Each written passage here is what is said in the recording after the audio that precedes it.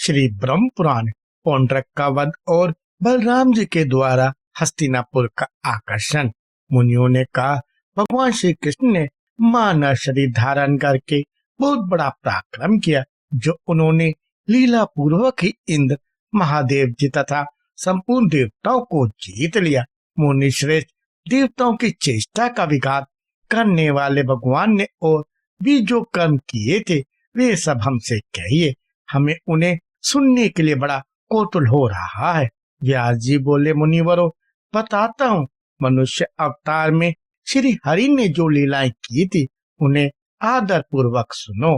पौंड्रिक वंशी वासुदेव नामक एक राजा था। वह भगवान वासुदेव बन बैठा था।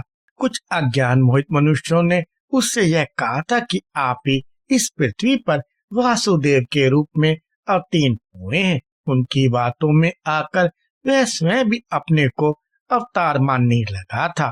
वासुदेव बनने की धुन में वह अपने वास्तविक स्वरूप को भूल गया और भगवान विष्णु के जितने चिन्ह हैं उन सबको धारण करने लगा। इतना ही नहीं, उसने भगवान श्री कृष्ण के पास अपना दूध भी भेजा और उसके मुख से कहलाया, ओ मूढ़, तूने जो चक्र आदि मेरे चिन्ह और मेरा वासुदेव नाम धारण किया है वह सब शीघ्र ही त्याग दे और अपने जीवन की रक्षा के लिए मेरी शरण में आ जा।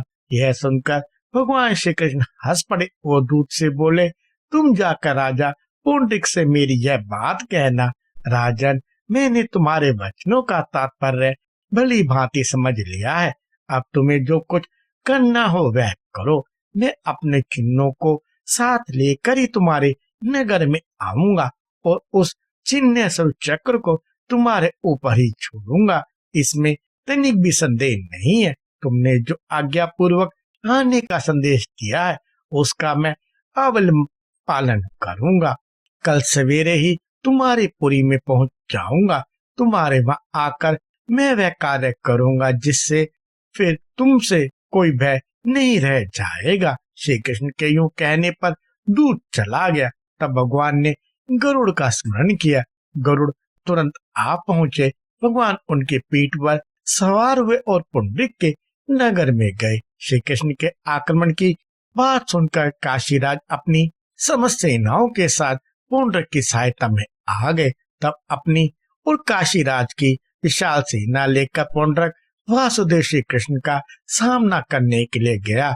भगवान ने दूर से ही देखा, पुंडरीक एक विशाल रथ पर बैठा है। उसने अपने हाथ में कृत्रिम शंख, चक्र और गदा ले रखी है। एक हाथ में कमल भी है। गले में वनमाला के स्थान पर एक बहुत बड़ा हार लटक रहा है। शांग धनुष की तरह का एक धनुष भी है। रथ पर गरुड़ चलने से अंकित एक ध्वजा फहरा रही है और उसकी छाती में श्री वत्स का कृत्रिम चिन्ह भी बना हुआ है। उसके मस्तक पर किरीट, कानों में कुंडल और शरीर पर पीतांबर धारण कर रखा है। उसे देखकर भगवान श्री कृष्ण गंभीर भाव से हंसे और अपनी सेना के साथ युद्ध करने लगे।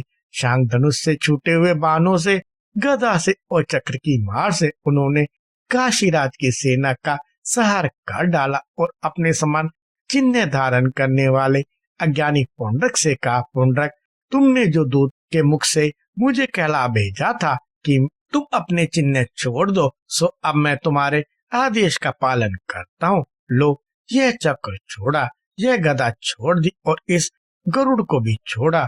यह तुम्हारी भुजा पे आरूढ़ हो जाए। यूं कहकर भगवान ने अपने छोड़े हुए चक्र से पुंडरीक को विदीन कर दिया।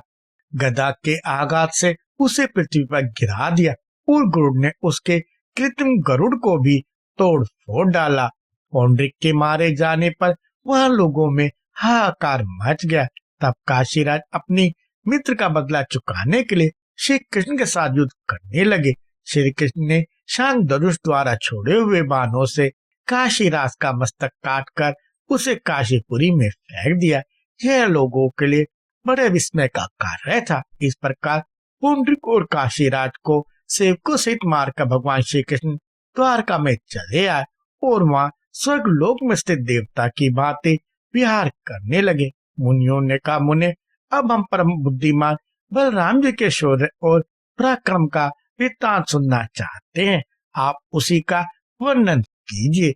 व्यास जी बोले, मुनियों, बलराम जी इस पृथ्वी को धारण करने वाले साक्षात भगवान शेष है। उनकी महिमा अनंत है, वे आप प्रेम में है। उन्होंने जो कार्य किया उसका वर्णन करता हूँ। सुनो, दुर्योधन की पुत्री कुमारी लक्ष्मणा स्वयंवर में जा रही थी। उस समय जामवती के पुत्र वीरवसाम ने उसे बलपूर्वक हर लिया। यह देख महापराक्रमी कर्ण, दुर्योधन, भीष्म और द्रोण आदि बहुत कुपित हुए। उन्होंने शाम को युद्ध में जीत कर कैद कर लिया। यह सुनकर सबको यादवों ने दुर्योधन आदि पर बड़ा क्रोध किया और उनका विनाश कर डालने के लिए भारी तैयारी की। तब बलराम जी ने यादवों को रोक कर कहा, मैं अकेला ही कौरवों के यहाँ जाता हूँ, वे मेरे कहने से शाम को छोड़ देंगे।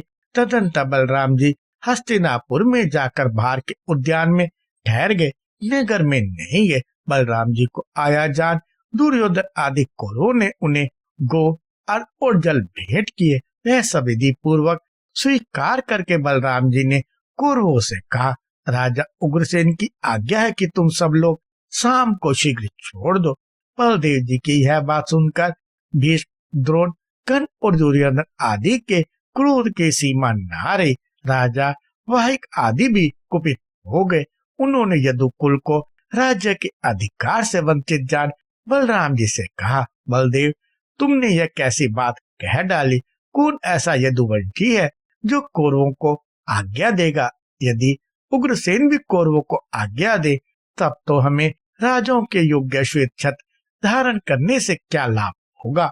अतः तुम लौट जाओ। सामने अन्यायपूर्ण कार्य किया है, अतः तुम्हारे या उग्रसेन के कहने से हम उसे छोड़ नहीं सकते। हम लोग यदुवंशियों के माननी है।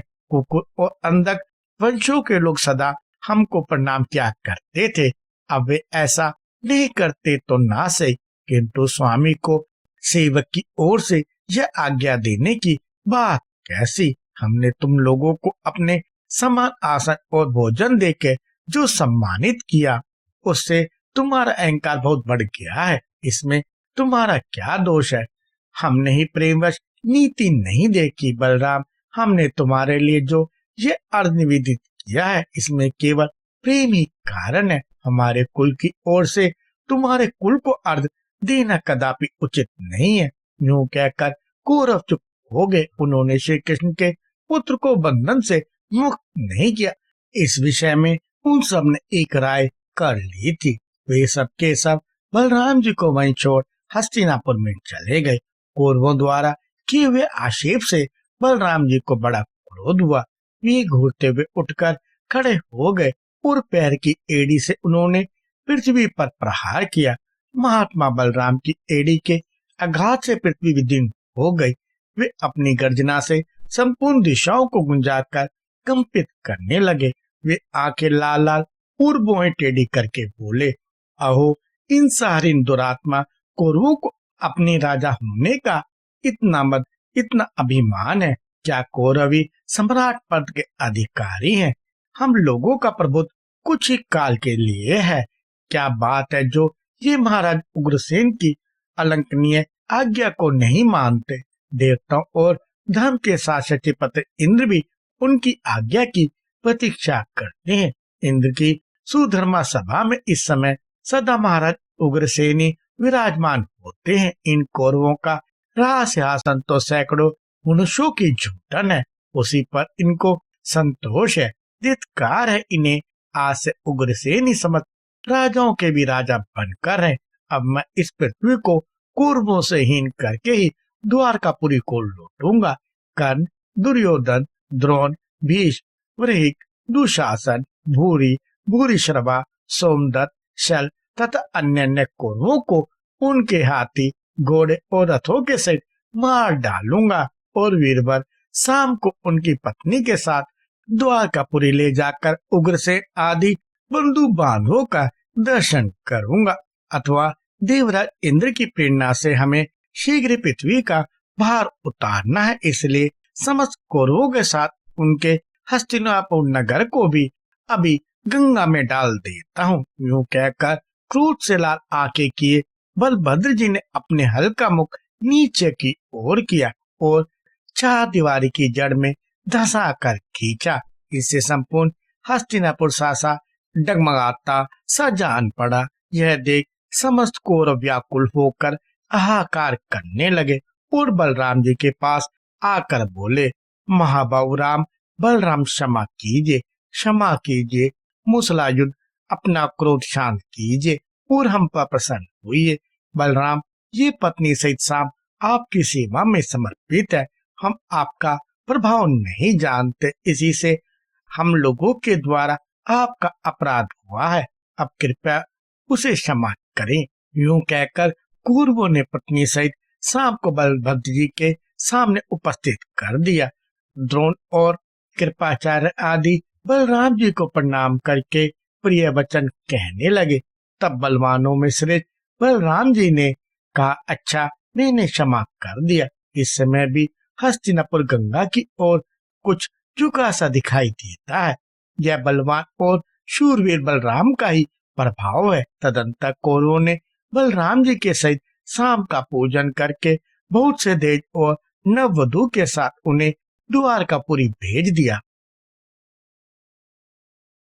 कृपया लाइक, शेयर और सब्सक्राइब करें।